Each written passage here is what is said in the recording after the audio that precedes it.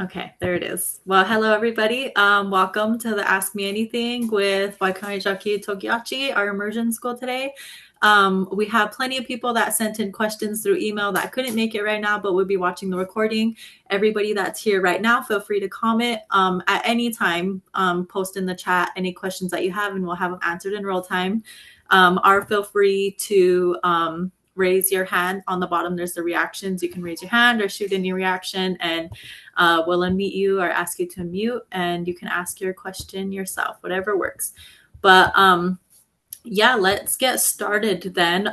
Tate, you're here. I will let us start off by you can introduce yourself and tell us, what position you work with, maybe even how you're liking it so far, anything like that. And you can get things started for us. So go ahead and take it away. Oh, thank you. Haumi dakiapi le machiapi tate wakawi na ina lita medisnigo na ate thurlo hakis senior. I am well, I will be this is my first year joining Wakanyeja. I will be the first and second grade teacher. Um So I'm really excited for this learning journey. I've known Sage, I went to college with him, so we do have a good relationship. I'm excited to work with him on a professional level, along with the rest of the team. I've worked in education for 18 years. I've been in a public school, I've been in a private school, and now to be in an immersion school. It's I'm experiencing things I've never experienced in terms of the team building, the relationships that we've created, the safe place. I'm not a fluent speaker, and so I'm learning. This is my learning journey. Um, and I just have the support. And it's just a really good feeling to be there. So this is my first year. I decided to join the Zoom meeting in support of my team and the school, and hopefully I can answer some questions. If not, be here for total support. Thank you. Sounds great. Thank you, Tate. Well, Foster, now that we're here, we see you. So you can go ahead and take the floor now. Same as Tate, go ahead and just introduce yourself, the position that you work, how long you've been working with us, just anything like that, whatever you want to share, personal. We'd love to get to know you. Awesome. Thank you. Hamadakyepi, Foster Kamara Hoganamachiapi. I am the operations manager at Wakanyeja Tokeyahci. This month will be my start of my fourth year here at the school. So I've been here pretty much since the beginning, and I'm pretty fortunate and just really thankful. It's been quite the experience, and I'm really grateful for the fluent speakers that we do get to work with because that I get to learn with the kids. And to me, that's restorative for myself. So I really appreciate the opportunity and thank you all for tuning in. Okay, thank you, Foster. So we can start things off. If you want to answer for us, Foster, just a simple question. For those that don't know, what does your team do? So our team, this is our going on our fifth year in operation, and it's our biggest team yet. And what we do, there's I guess you can say, vast amount of duties that we do on the daily. But our main objective is to teach our kids Lakota language and culture. But that doesn't exclude academic preparedness or holistic wellness. All of that is incorporated into it. And with our school, we have fluent speakers of our community. We have second language learners like Tate and myself. And excuse me, we also have our administration staff, So all of us collectively are learning the language for the sake of teaching the kids. And on top of what's going on inside the classrooms, we have our Lakota Farm to School program, which really encompasses working hand in hand with our Sichangu Food Sovereignty Initiative, our health initiative, and with the Wolakota Buffalo Range. All of those are just subcomponents of the big picture of what we're all working towards, and that's creating a better future for our tribal nation. And our belief is that it really starts with the kids. We need to bring them in a healthy upbringing, pretty much, and that comes with understanding the language and culture, boosting their self-esteem, and grounding them in who they really are. So, in a nutshell, that's what we do. Yeah, it was kind of a loaded question, wasn't it? I feel like you guys do so much. It's not definitely not a daycare, definitely not just a school. So, yeah. Thank you for sharing. And we'll ask you, Tate, because I'm very interested. What brought you to this work?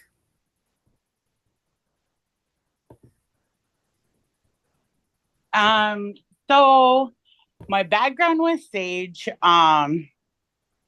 I'm gonna share a little history with Sage about Sage. We were in college together.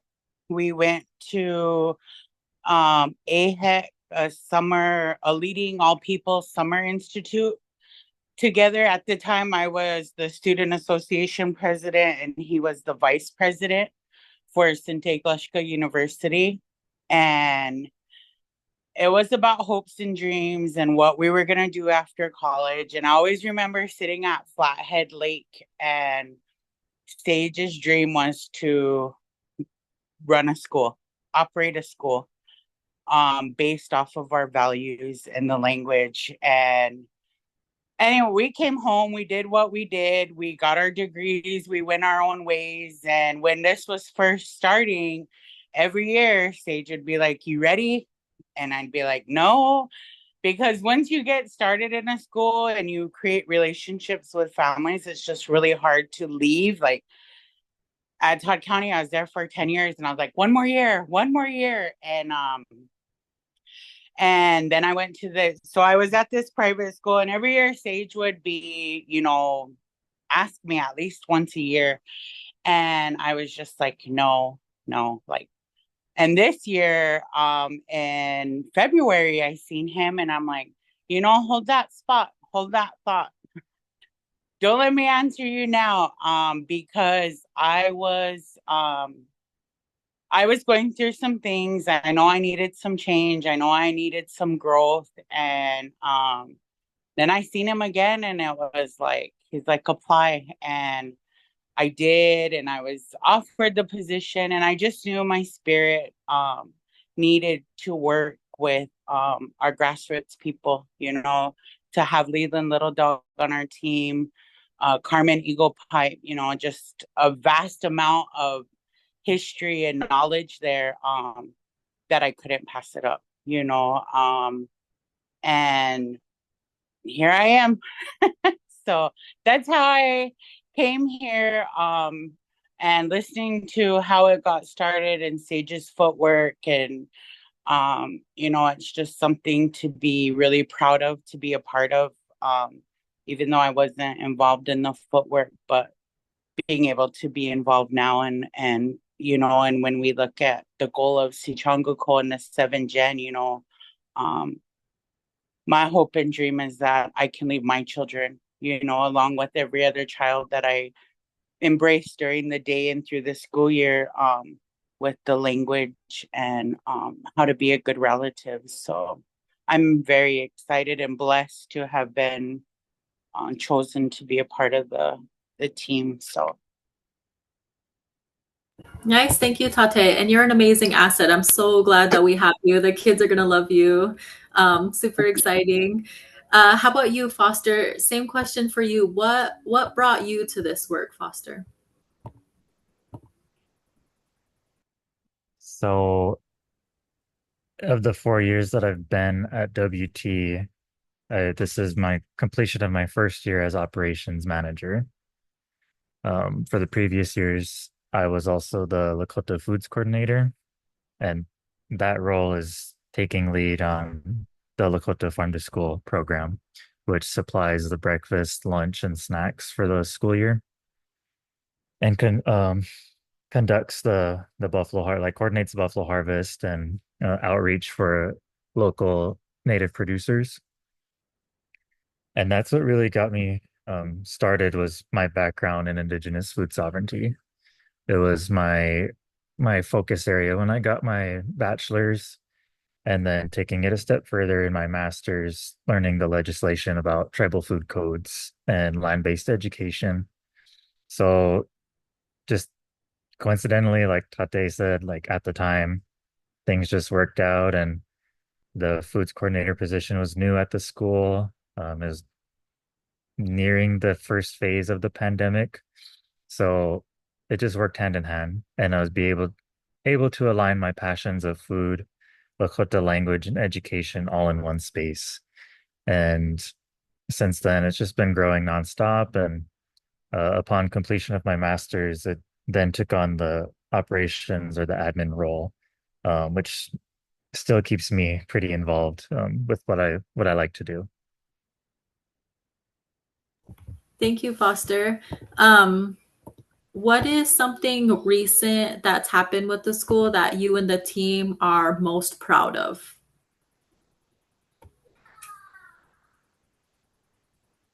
There's a whole list. I would say just, you know, opening up the doors to a new cohort of kindergartners. We just brought in, I think, 14 this year. So now our whole student body is near 50. And that's for K4.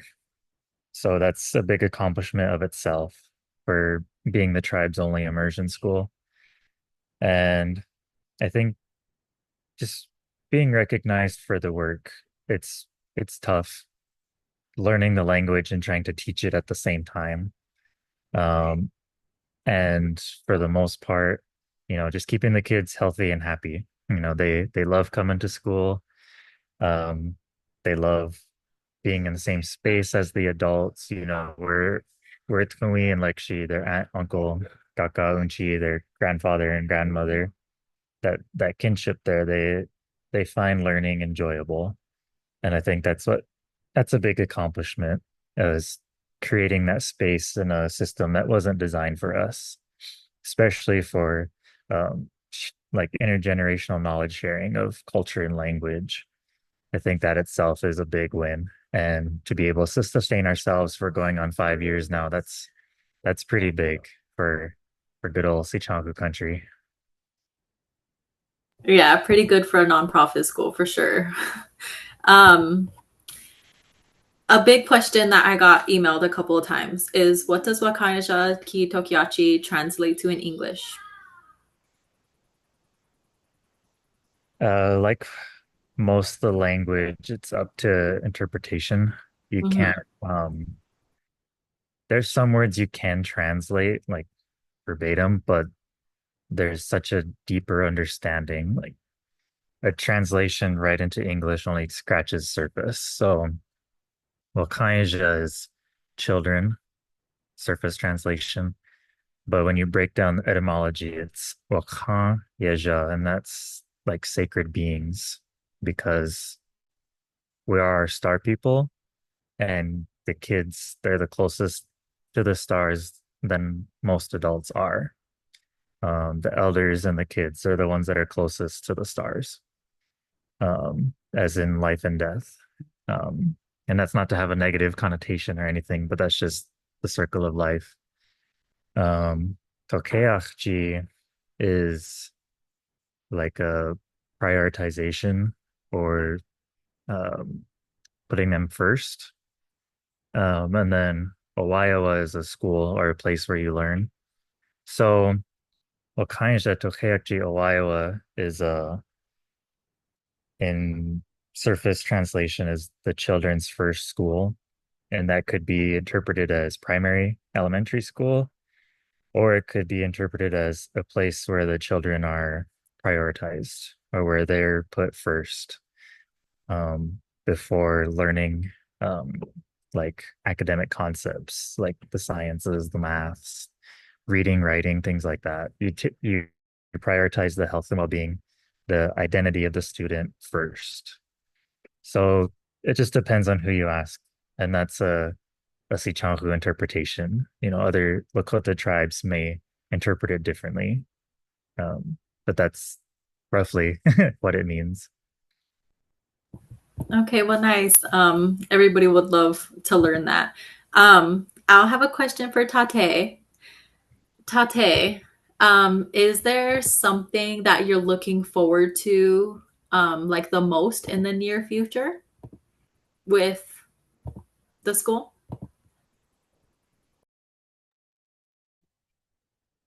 So,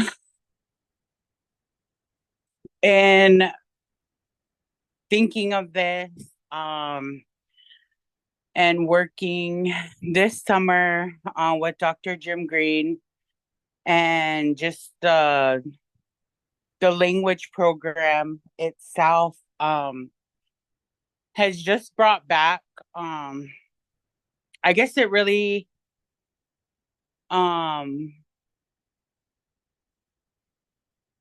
like awakened me. I should say maybe awakened my spirit, but it reminded me of who I am and where I come from. And I say this because we can go out and we can get any kind of education, we can have any degree, we can put all these titles behind our name, but at the end of the day, I'm Lakota, I'm a mother, I'm a grandmother, I'm a learner. And so I'm really looking forward to being reconnected with my ancestors through our language and just being able to walk in a humble way and to take this journey on because I know it's not going to be easy. If it was easy, I would have probably had a degree in it. um, or already would have accomplished it, you know. And so we've went through our people, we our ancestors, our grandmother, even our mothers, you know, have went through so much um to identify who they were historically, and now is my opportunity to learn that, but as well as pass that on to the children that I'm working with and sharing that with the families that that are eventually going to become my family, because we know that in any educational setting, it always becomes family. So that's what I'm looking forward to the most. Yep, for sure. That's something that I noticed as well is all of us really just become one big family. I mean, even a lot of the people that probably even hopped on here, donors, supporters, personally, I consider all of us one big family, in my opinion. Um, how about you, Foster? Is there anything in the near future that you're looking forward to? Something that always makes me feel really good is just to see the kids' growth, whether that be in their own fluency, um, their own development personally, academically, like all of it, just their overall growth from like the first day of school even to by Halloween time. It's so different. And you start to see them develop into their own person. The shy ones are no longer shy. And to hear them speaking is a really good feeling because that's something, even as, you know, our generation, Brandy, like we never had that privilege. It was very limited, I would say, in the public system. And I'm really I envy the kids because they have a pretty cool school set up for them. And I'm just happy to be a part of it and, you know, to see them out in the community, whether that be at the store, at the powwow, you know, anywhere. It's a good feeling and they'll run up to you, Lexi, and they'll just be excited and you get to see their families and we all have a shared history just being Sichanghu. And for them to recognize that as a young age is phenomenal. That's what gets me excited. Yeah, and I'll definitely piggyback off you and agree on that. People of our generation did not have that at all. I don't have any memories of being in elementary school really learning too much of our own language. And then you get to geez, middle school and high school, and you're expected to take the class by then, and it's like, what? Like you don't. It's hard to teach older people. So for you guys to start off at kindergarten and work the way up, the what you guys are teaching them is gonna last their entire lives for sure. Yeah, and now that I have kids, I wanted so badly. My son's 10, so he's too old for the school, sadly. But I have a 2-year-old now, and I'm like, we're gonna keep the school going because my 2-year-old is gonna attend, and Sage is gonna be his teacher. Yeah, I have it all planned out. There, yeah, it's amazing, and I'm so excited. So a question that got sent in through email is, what does a regular day at Wakanyeja Tokeyahci look like? I'm pretty sure every day is not the same, but you would know, Foster, any idea? That was just a simple question they had. So, A typical day is always started off with prayer and song and smudging, whether that be with sage, cedar, sweetgrass. It always happens, not just at the beginning of the day, but throughout. So very heavy on the spirituality and culture. We greet them. They get a very nutritious breakfast from our foods coordinator. And at that point, then we circle up. We'll sing a couple songs together, and then the grades will break off into their classrooms. And very standard. They do get their academics, but it's in the language. And then they'll have the what I like to call um kind of like specialties. We have project-based learning sessions that we do, broken down by quarters. So in the first quarter of the year, they do Katanka knowledge or buffalo knowledge. And that is one of my favorites because it leads up to our annual buffalo harvest for the school. And then the second quarter is about mini or water. And we talk about the water is the essence of life. And then we get into the socioeconomic part of it. So we talk about no dapple, um, water rights, that whole realm. The third quarter is the seven sacred values and the rites. So they learn about the original seven ceremonies and the Chanumpa, and then the final quarter is a is designated for passion projects. So each student gets to pick a topic of their passion, ranging from their favorite animal, an activity that they like to do. We even had a little kindergartner. He did a continuation of one of the ceremonies that they learned about. So his whole project was about that, but from his own choice. So it just varies for that last one. And then at the end of the school year, we do um, a big gathering of all the families and students. And then the students get to present their passion projects to everyone.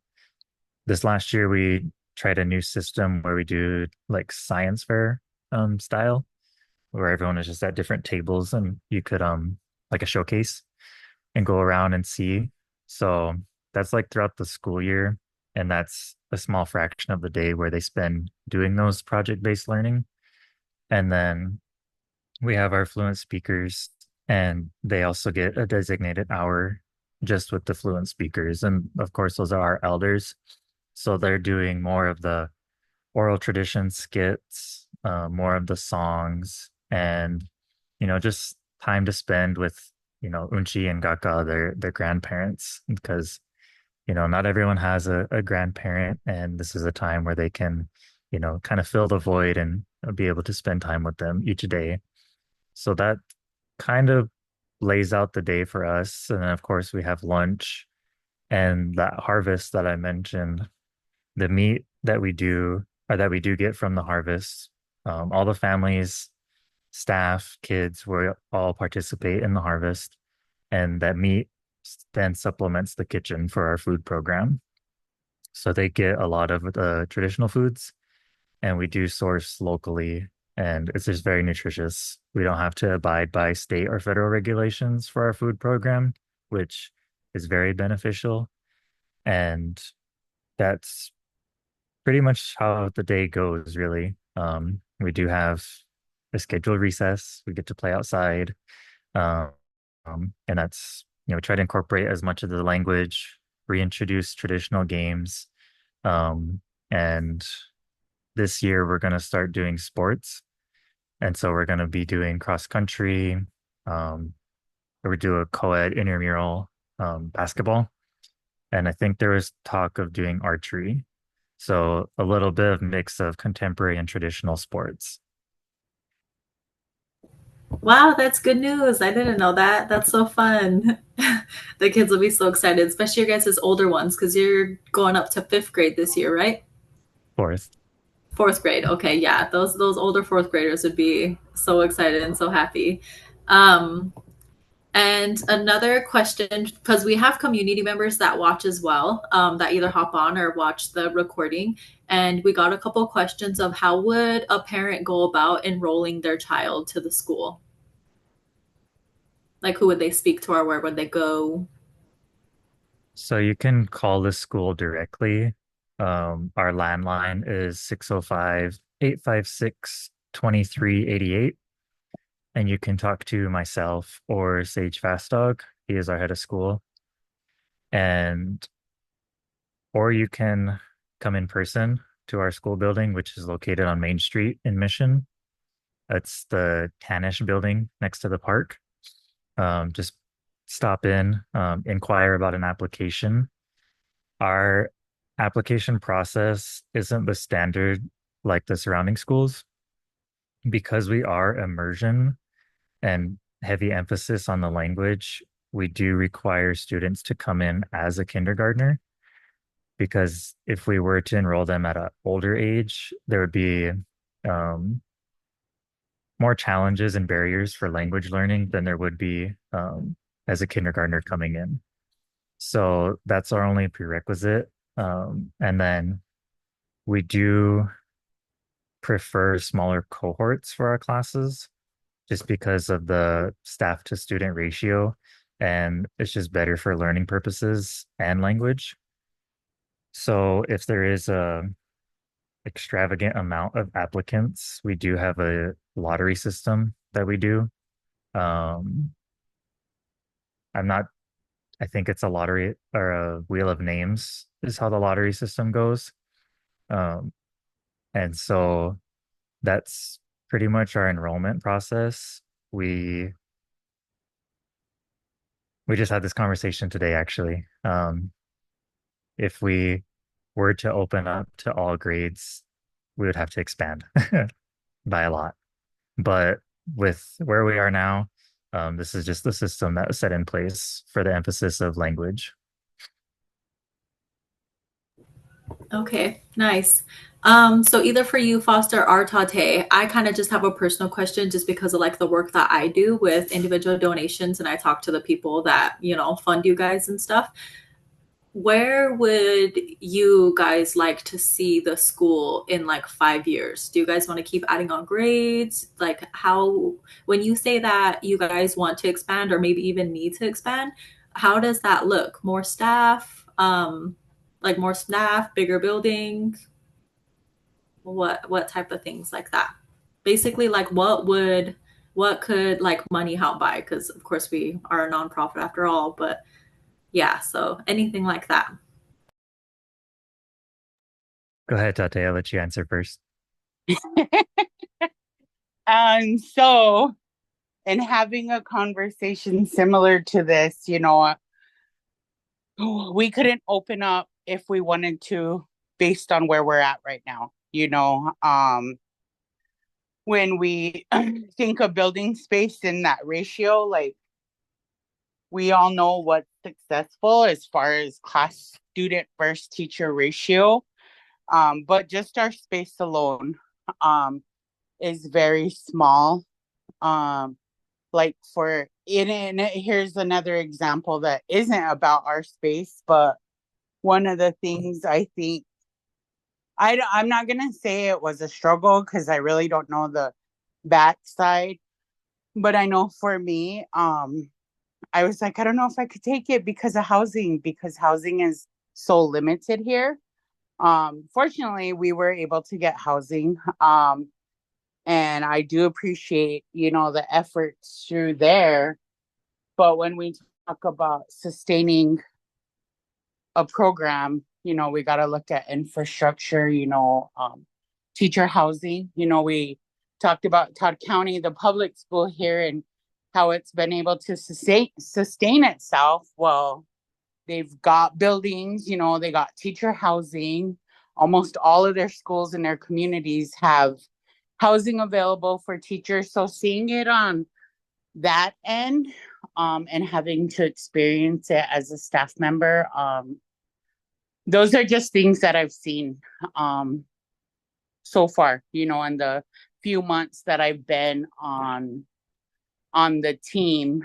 And looking at the little building, the little hall that was built behind it, I was like, oh, what is this for? And Sage is like, it's new, so we're not really sure what we're gonna do. We have so many plans for it. And that was exciting because to have a new building and to know that we're able to do whatever we want with it without somebody coming in and saying, hey, we funded this building, this is what it should look like, so that was really exciting. And I was like, oh my God, we could build a loft up here. We just had good conversation, doing our song and dance out there, whatever it is. It's not a huge, we couldn't obviously round dance in there, but um it's a nice place in it, and it made me happy to see Sage's happiness, because for me as a community member and driving by their school every day on my way to work, I was like, the last time I've ever been in that building was when it was a restaurant, and I was only once, like 15 years ago, maybe longer than that, 20 years. I don't remember when this was a restaurant, but that's all I remember of this building. And so to walk into it now and see it converted into a school is just a very powerful feeling when you come from the community and you've seen this building transition through all these things. And now we're going to have speakers, the language, you could open up the windows and hear the language. So it's just really powerful, even though to some we might be just a little school on the corner, but there's a lot of, it's very powerful. So I would say that is how I would respond to that. Thank you. I think Tate covered it pretty well. It just, standard operations, unrestricted funds. It goes a long way because we know what's best for us. And even though the school is new, like physically, um, we know that this is important. We know the severity of it, and just being able to sustain ourselves.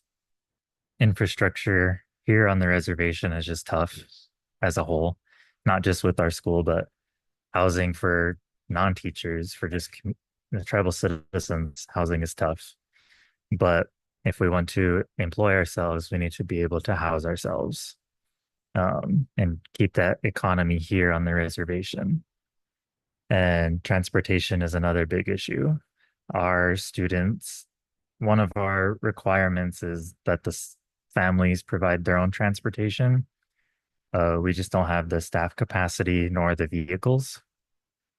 So funds to provide for transportation would be a big one.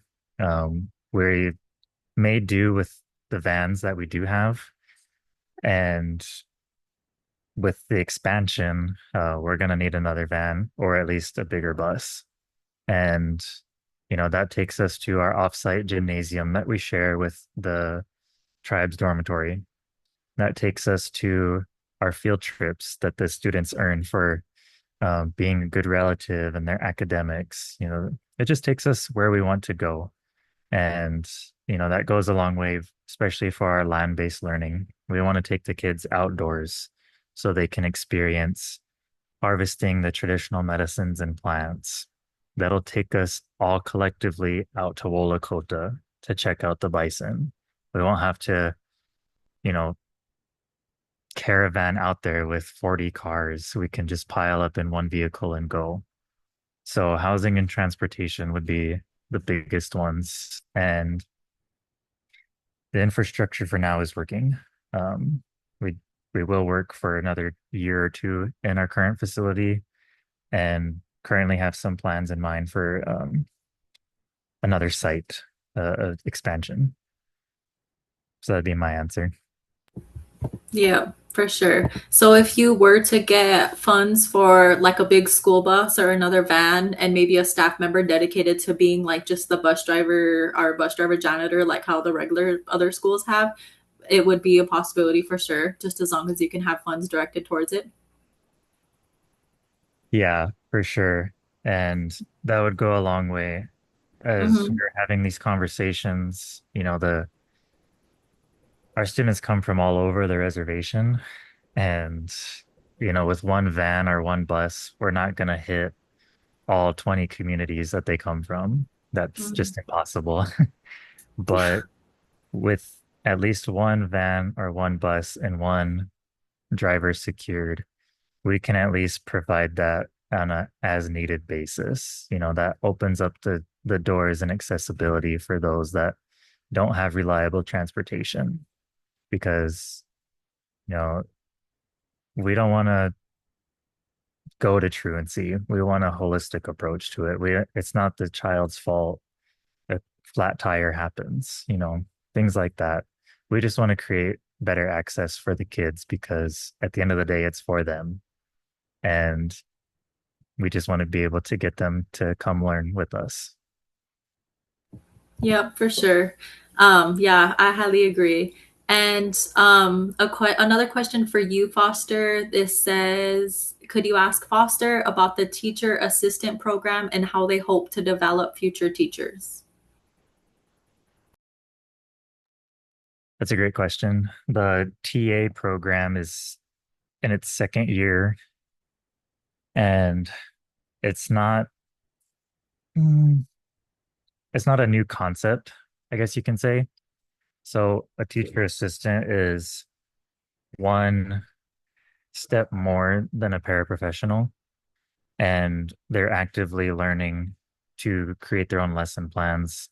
And we're starting to develop a track where originally it was 1 year, but then we realized 1 year is not enough time. We need at least 2 years to balance out one, the methods, but also the language to sustain the language in the lessons.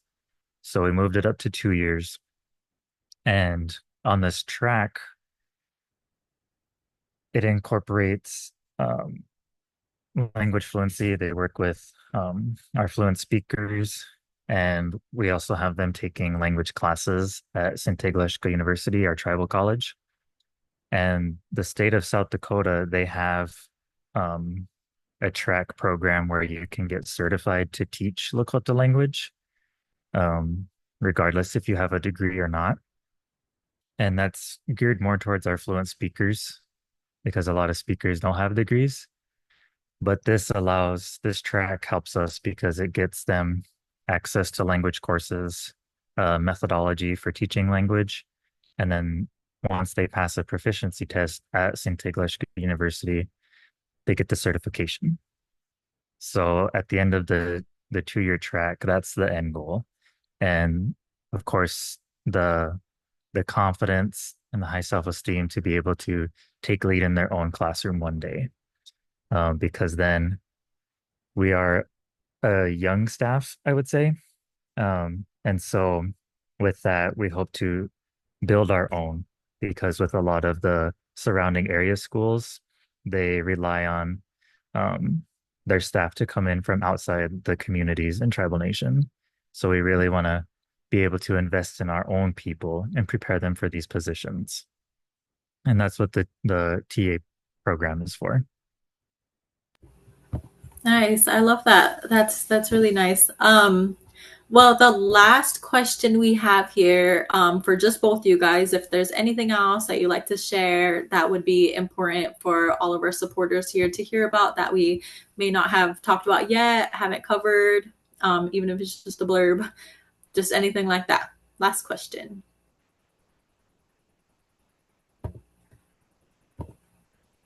Go ahead, Tate. Yeah, Tate, you have anything just to add and finish Um, us off? looking when listening to Father in the TA position, and in that sense, the my TA that I'm working with is returning, and just her wealth of knowledge, like, and I told her, I said, I'm depending on you, like, we're considered to be the lead teachers and to know all this, but I said the roles are turning this year, and I just really appreciate the work and effort that the TAs we have now have put into the program. So new staff like me have feel a sense of safety and knowing that I have the support. But in that realm too, as I'm working, I want to get my language certification and finish up my master's program. Considering we're a nonprofit, Sage was really able to confidently support me in finishing up my degree. And so I'm appreciative for that in that realm too, that uh, we all have support on different levels of wherever we're at in this learning journey. So yeah, I'm just really thankful and blessed to be a part of this team and to move forward here on our homelands and work with our children. So thank you for opening this up and getting information out there for everyone. Yep, for I sure, mean, of course. Yep, that's the goal. All right, anything you want to leave off with, Foster? I just really appreciate the time and um, for the funders and donors that are listening, I would Mhm. encourage you to come visit because what's captured on applications doesn't really captivate everything that's going on. Mhm. And we had a potential funder that came through last month, and they said the exact same thing. Visiting the school, visiting Food Sovereignty Initiative's garden, and you really have to be here to see it. And we have open door. We encourage people to come and visit and just come learn from us. You know, we encourage that because you're not going to get it in black and white. You really have to be here to Mhm. experience it for yourself. And once you enter the school, you feel the kids' energy because, like I said, they're Wakanda, they're sacred. So they have a lot of powerful energy in conjunction with learning the language and culture and being actively practicing it in their life. It's a whole different energy. Yep, I hear that all the time too from the other fellow staff that come in for just a day or to come help for a little bit. Everybody fully agrees. But yeah, well, I think we'll leave off with that. Other exciting news, we do have a back to school campaign happening this year for you guys. The last week of this month, we'll start that. And I was just thinking of that too when you were talking, Foster, because I was like, it's so true. Like, you guys make my job hard sometimes because, like, it's so hard to articulate, like, when I'm talking to your guys' donors and stuff, it's really hard to articulate, like, how actually, like, amazing it is. Like, I just want to pick them up and put them in the school and be like, this is like what you help with. Like, isn't it amazing? Like, I just embrace it. Um, but yeah, we'll end off there and call it good. Thank you everybody for joining. We'll get this recording wrapped up and sent to everybody here that had their questions answered. And just thank you so much, Tate and Foster, for joining. And I hope you guys had fun. I hope you enjoyed it. Tate, I hope you have an amazing year.